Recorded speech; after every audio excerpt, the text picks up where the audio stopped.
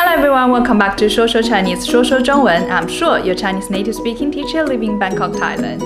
I'm really excited about this video because Chinese people are using the words that I'm gonna mention in this video so often. But for some reasons, which I will get to in a minute, your textbooks never covered these words. So every time when my student mentioned any of these words, I will feel truly impressed because they are just so natural and so native. But why the textbooks never mentioned these very commonly used words? Well, mostly because they all used to be the internet slang words in some periods. But unlike other internet slang words that quickly become outdated and lame, these words survived because they are so useful and vivid, so we kept them and continue using them until today. So maybe I should call them the timeless classic internet slang words. I'm pretty sure there are some similar words in your language too, which are used to be the internet words, but they are so useful that gradually become one part of people's everyday life.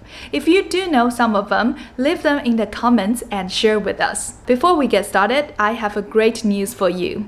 So I had a Zoom meeting with the students who finished my structure review plan course last month. We talked about our opinions about this course and everything related to Chinese learning. I'm really glad to see that they all have a good command of Chinese grammar and sentence structure. And two of them even joined my group class later. 这个句子不对，这个句子不对。We're gonna spot what can be better here. 我在中国工作了6个月。Okay, this is a student who bought my structure review plan. Oh, 我非常的 proud of you. You even noticed the 了，非常棒，非常棒。During the Zoom meeting, I also asked them to give me some suggestions to improve the course, and they said, 我觉得你的故事加audio 比较好。And So for all the grammar points, I think what would be useful would be like some sort of cheat sheet, like one big table, for example, which features like the major grammar points or something. thanks to their great ideas, the audio files of all 10 lessons and a cheat sheet that includes all 18 grammatic points have been uploaded now. I'm pretty sure this change can help Chinese learners even more. So if you also want to improve your Chinese grammar and sentence structure, make sure you check the link in my description down below to see more detailed information about the structure review plan course. The first 50 students who enroll in the course can apply the coupon code CHANGE to get a 20% discount of this course. So why are you waiting? Alright, so without further ado, let's get started. The first word is 颜值. 颜值. The first character, 颜, even though it means color in Chinese, it means face or appearance in Japanese. So we borrowed the meaning from Japanese here. And 值 means value or score. The score of your appearance. 颜值 is a measure of how good looking someone is. So instead of saying 她很漂亮, 她很帅, you can also say 她的颜值很高. 她的颜值很高. You can of course also say 她的颜值一般. 她的颜值一般. You can also use the words like this. 我找男朋友不看颜值。我找男朋友不看颜值。The second word is 八卦. 八卦. It literally means the 8 trigrams. But when Chinese people say 八卦, they probably mean to gossip. 八卦 can be used as a verb. For example, 别告诉他你的秘密，他很喜欢八卦。别告诉他你的秘密，他很喜欢八卦。It can be also used as a noun. 哎，最近有什么八卦吗？我跟你说，小王，你还记得吧？最近他跟我们另外一个同事搞上了。It can even be used as an adjective. This is what we call 八卦杂志。八卦杂志。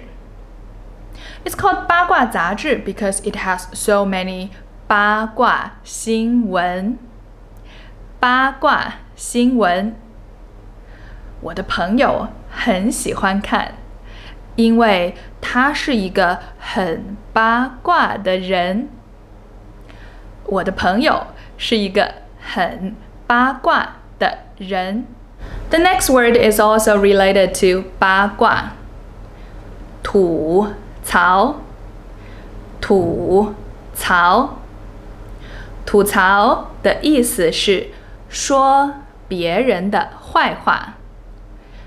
说别人的坏话。我真的要跟你们吐槽我的老板，他每天叫我们加班，然后我觉得他可能除了他老婆以外还有一个小三，我觉得他真的是，等一下啊，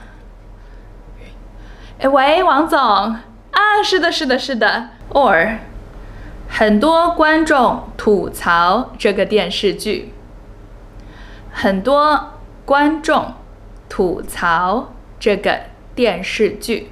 And here's something interesting about the pronunciation of 吐。When it is pronounced as 吐, the fourth tone, it means to throw up. 我想吐。But when you pronounce it 吐, it means to tell or to spit. That's why this word is pronounced 吐槽 instead of 吐槽。Actually, many Chinese native speakers are mispronouncing this word. So if you are a Chinese native speaker, 不用谢啊。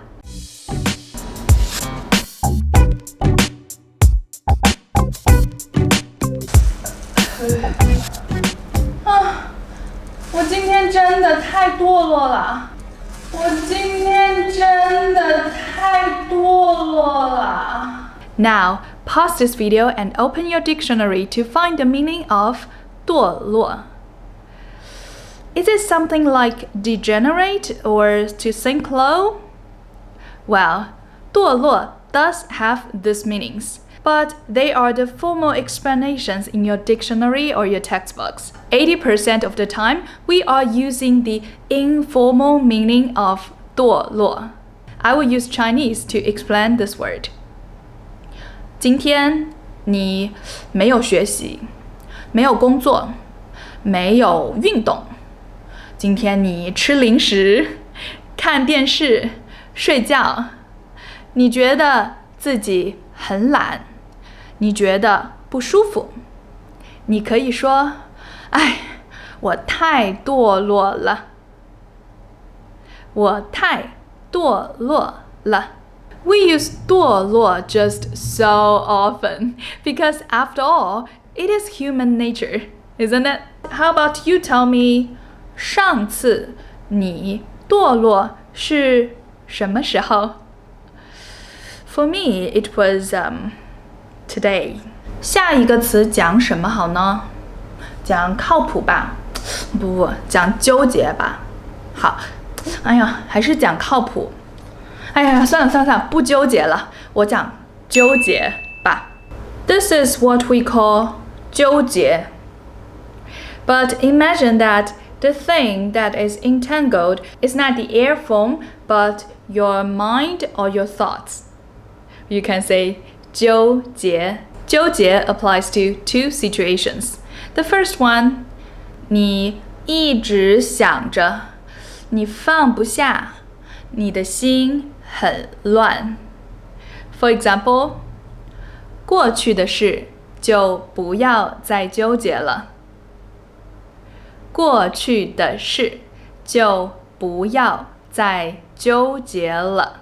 The second situation is even more common. 我不知道自己想要什么，我想选这个，我也想选这个。